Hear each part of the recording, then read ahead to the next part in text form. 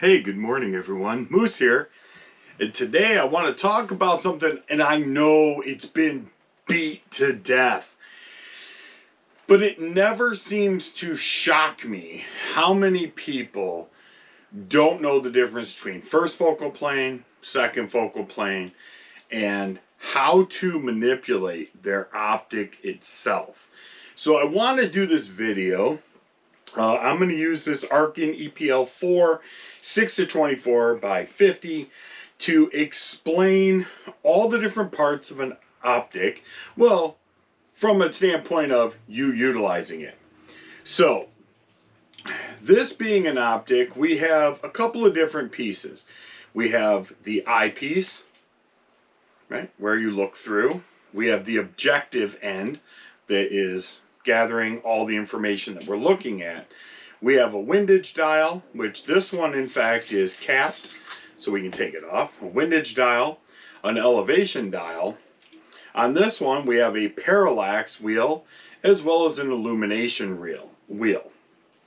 And then we have our magnification ring itself. Okay, so when we look at an optic, the very first thing that you want to do, even before you mount the optic to your gun, in my opinion, is to turn the magnification all the way down so that it makes the eyepiece easier for you to see through. The higher the magnification, the more direct you have to be behind this eyepiece in order to get a full sight picture, right? We don't want something with black edges and it's kind of like half the reticles kind of covered with black. That's misalignment of your eye box. The next thing that we want to do, and most scopes have this is called your focus ring.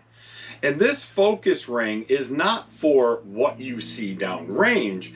It is for looking at the reticle inside of the optic. And there's a great way to do it. Grab your rifle scope and start spinning this thing around, staring at a white wall, and you're going to see your crosshairs go from really bad to really good to really bad again. The reason for this is everybody has different eyesight, right? I wear contact lenses. So I have, with my contacts in, 20/20 vision. However, some people live their lives in, let's say, 20/25 vision, where they can use glasses to see better, but maybe it's not that big of a deal to them, so they deal with that. Well, if this was only set to show people with 20/20 vision their crisp crosshairs, the person with 20/25 vision would not be able to see their crosshairs as sharply and as crisply as I might be. So this is the purpose of this fast turning, I'm drawing a blank here, this fast focus wheel. So the way to set your focus is to look at either the sky, because it's generally lighter, or a white wall. So if I hold this scope up and I dial this back and forth, the numbers get crisper, crisper, crisper. Now I can read all the numbers, but if I keep going, they start to blur out again. So I want to set this to the point where now I can look through this optic at a white wall, and my numbers on my reticle or the reticle itself is very, very crisp. It looks exactly like going to the eye doctor and having them say, is this better or is this better? Is this better or is this better, right? Sooner or later, you're going to figure out that, hey, that one looks the best to me. Same thing with this fast focus wheel. Once you set that, you should not have to touch that again unless, like, for example, me wearing contacts. If I take my contacts out, I can still get this focus ring to make that reticle sharper. It's just going to take a different setting, just like the eye doctor. Okay, so a lot of really high-end scopes actually have a locking mechanism so that once you have dialed this to where it belongs, it locks into place. I have a couple Hawk optics that are like that. Once you set it for your eye, it's done. Now, if I share my rifle with a friend, right, and he's like, oh, I want to shoot it, he may grab my fast focus and turn it to his eye or her eye, right? Okay, so we've gotten past that. Now, the next thing that comes into play is your parallax. What is parallax, Moose? Well, some parallaxes are on the side parallax. Some are in the front bell of the objective lens. And what that is doing is bringing the distance to your target as clear as it can be to where you're sitting. So that parallax is setting those ocular lenses to understand the distance that you're shooting at. Now, some scopes don't have a parallax. Some of my LPVOs don't. Some of my hunting scopes don't, because they're a lower power. They don't require it, and or you know, their second focal plane. We're going to talk about that. Stick around. So once we have set the focus piece, we shouldn't have to touch that anymore because it's set to your eye already. This ring, once again, is to set the reticle that sits down in this bell housing here, because this is where your reticle lives.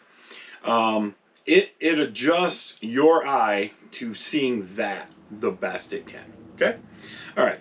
So now, obviously, windage and elevation. You know, two types of scopes, mil-radian or MOA. This happens to be a mil-radian. I shoot mostly mil-radian stuff because I understand it. It's in basically tens. So for me, it makes a ton of sense. You know, once we set that where we want it, if your scope has a zero stop, you can obviously set your zero stop to be zeroed at a specific distance. The parallax, once again, jumping back to that, is on this one, it goes from 10 to infinity. So this scope will focus down to 10 yards. Now, if I'm at 10 yards and I'm trying to view a target at 100 yards, my target down range is going to be very blurry. It's going to be very difficult to see. Not time for this, time for your parallax. If I dial this parallax closer to the 100 yard mark, all of a sudden that view, that picture that I'm trying to tune in on is going to become very crisp. Some scopes have a very broad parallax, meaning that I can be anywhere from, I don't know, I've seen them as low as like 60 to 150 or 200, and my target at 100 yards looks pretty good. This scope, which I appreciate more, is very fine, meaning that once I dial to that crispness, if I move it off one way or the other, it blurs out again. It's not that it gets so blurry that you can't understand it or see what you're shooting at. It's just if you want to see those fine hairs on the back of your, you know, deer or whatever, adjusting your parallax is what gives you that crisp picture. Once again, eyepiece focuses on the reticle. Parallax focuses on the target. All right? Illumination. This one has a stepping illumination, meaning that one turn it's on, one turn it's off, one turn it's on, one turn it's off, and it gradually gets brighter and less bright along the way. So it starts at a 1, which is really kind of not bright. However, in a dusk situation, it's going to be relatively bright. It's definitely going to illuminate your crosshair or your dot or whatever it illuminates pretty well. In more of a daytime setting, you might need to get a higher illumination so that you can actually see your crosshairs. It definitely helps when you get older, like I am, to really just put that little bit of extra objective when I'm looking through that rifle on my target, right? Instead of trying to search for those crosshairs. Which brings us to the difference between first focal plane and second focal plane. And hopefully along the way I've actually put up some pictures. So let's talk about second focal plane first. Second focal plane means that your reticle inside of your scope stays the exact same size no matter what magnification you dial your scope to. So whether it's 6 power or in this case 24 power, it makes zero difference. That reticle stays exactly the same. Now, one thing that will happen with a second focal plane scope is that if you zero your scope at, say, 6 power, and then you dial your magnification to, let's say, 12 power, your point of impact is going to change. Is it going to change significantly? No, but it does actually change. It changes enough that if you're a precision shooter, you're going to be disappointed in the outcome of what you're aiming at to what you actually make impact with. A first focal plane scope means that if I am at 6, which this is a first focal plane, I almost exclusively only shoot first focal plane. My crosshairs shrink a lot. They're very fine. It doesn't mean I can't see them. It just means that they shrink in, right? And I'll put a picture of this exact reticle over here. And then if I, in fact, turn my magnification up, my reticle is now really big. It doesn't mean that it's blocking anything or anything like that. It just means that I can really see the reticle. And we'll put up pictures, right? As a matter of fact, we'll just pay attention. Watch the video. Stop judging me. It's coffee time. So the other thing about first focal plane is no matter what magnification level I am at, my impacts are going to be relative to what the gun and myself are capable of. Meaning that I'm not going to get a point of impact shift like a second focal plane scope will. And we could do a whole video on optics and why that happens and glass and this and that. But to be honest with you, I'm not that smart. I know it in my head because I've experienced it and I listen to some of these experts. But me personally, like, I just haven't dived into it that much. But with first focal plane, you get no shift in target acquisition. What you aim at, if your gun is capable of it, is exactly what you're going to hit. Now, obviously, there are other factors involved, and we're going to talk about those now. People are under the impression that tube diameter makes a difference in brightness of the optic. That is not true. I have looked through some 1-inch tubes that are brighter than anything that I own. Well, maybe not anything I own, but it's not about that. It is about the objective end. So when you, like, this is a 50 millimeter objective.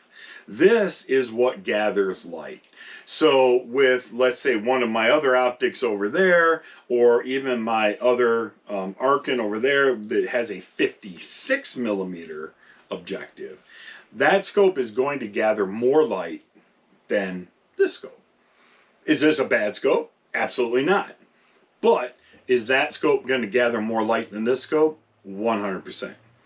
Tube diameter gives you the ability for more MOA or milliradian movement within your dial. Meaning that you might have a 1-inch hunting tube, right, which is going to be fine, right, because you're going to take those or maybe 50 yard to maybe 400 if you're a solid shot off that scope. A scope like this with a 30 millimeter tube is going to have a little bit more dialability. It's going to be able to shoot a little bit further by dialing, right? Not holdover, but by dialing. And a 34, 35, 36 millimeter tube is going to have even more. So like my Arkin over there on my 1,000-yard gun is a 34 millimeter tube. This is a 30 millimeter tube. That scope has the ability to dial over the 12 MOA or 12 mil radian that I require to shoot 1,000 yards, right? So I can actually dial it instead of just using granulation and holdover. So that's really the biggest part of that. Where glass comes in is definitely going to make a difference as well. This is Japanese glass in a Chinese scope. There, I said it. I mean, it is what it is. But let's make another thing clear. Just because it's a Chinese scope does not mean that it's bad. China, like everywhere else, produces things that are low quality, super duper budget, and they also make things that are very high quality and not so inexpensive. This is a perfect example of that. So we have our fast focus. This should be set looking at a blank wall. I would also recommend that you look through it. I can still see those perfectly. Look away, look at something else for a moment, come back to it, make sure that it's right. And why do I say that? I say that because if in fact it's not perfect and you stare at it long enough, your eye will start to do the work for you. However, when you're in a hunting situation or a target situation, you're going to bring that rifle up, you're going to look through that optic, and you're going to go, okay, I need it to be clear. All right, next thing we want to talk about is eye relief. Eye relief is the distance between your eye and this optic so that when you're looking through it, right, we don't want to see any darkness coming in from any angle around the edges, only being able to see the center of the scope. Arkin makes a beautiful, beautiful optic to where when I'm staring through that at the right position, my eye relief is great. I have a huge, perfect sight picture through that entire optic. There is no darkness around the edges. I basically go from seeing this ring to a vibrant picture straight through it. And that's caused from setting your eye relief appropriately. So eye relief, your fast focus, your magnification, meaning that it is going to expand and bring that target into a closer view for you, right? Instead of seeing a deer out in the field this big, all of a sudden you're looking at the whole side of the deer and you're like, yeah, man, that's the one, right? Elevation, windage. This is going to be your parallax, whether it's here or here. And this is going to be your illumination. Cool. So I'm going to do a couple more videos on optics. I'm going to do some on some other things as well. But, and like I said, I know this subject gets beat to death, but it still never shocks me how many people just don't really understand how optics work and the best way for them to get the most out of their optic. So stick around. Definitely visit the website that's been above my head or below me. I don't know where I'm going to put it yet in the video. But you can reach out to all of the companies that I ever talk about. You can get some great deals from them. You can follow me on Twitter, or X. You can follow me on Rumble. You can follow me all over the place. So, but I definitely appreciate it. I hope that you guys have a great day. I hope that somebody learned something from this. I think next time when I do a video, I'm going to break out a bunch of different optics, and we're going to talk about all the differences between, say, like a standard optic like this, an LPVO, which is a low-powered variable optic, an MPVO, which is a medium-powered variable optic, and then like a what is it? HPVO, which would be a high-powered variable optic. And those do actually exist. So with that being said, I'm Moose. Till next time, be good to each other. God bless, and we'll see you soon.